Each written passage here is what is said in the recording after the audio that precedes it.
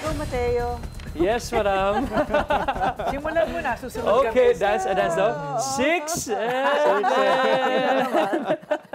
Ay mo gawin. Hindi ko maintindihan Ganun lang. kasi. 6, Dali 7. naman yun lang. 6, 7. May balikat din. Dapat may konting ganun din. May ganun. 6, 7. I do not understand what it is. Still. Oo.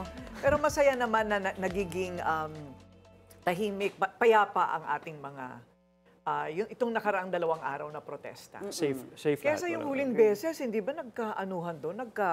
Sa Maynila. Nagkarayo, may nasaktan. So maganda naman ito. And you know, that's one thing that I have to say about the Iglesia ni Cristo rallies. Disiplinado sila.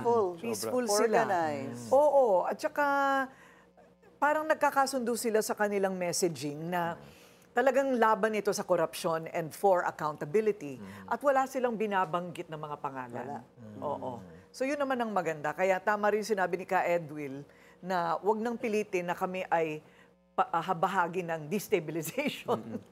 Hindi ba? Yun naman ang kanilang mensahe. So congratulations to the Iglesia. Up to tomorrow.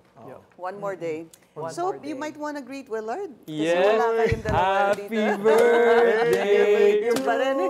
you. Ito na naman yung Happy surprise ba ako? birthday. May lalabas mo dyan.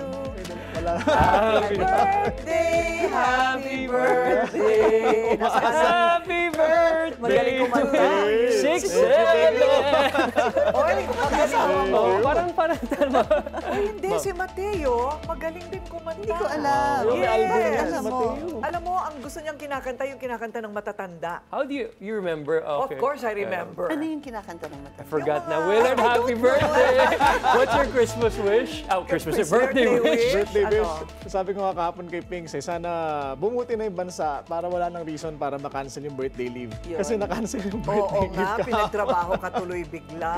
Ayan. Oo nga, pero anyway, masaya naman. Lalo Masaya, pagkatapos oo. ng first birthday ng anak Ay, mo. oo. Happy birthday, baby. Kasabay ko Birthday. mag-birthday Ma'am, ka. we're also coming out with Agenda Hard Truths this coming Wednesday. So yung first episode po natin called Cebu.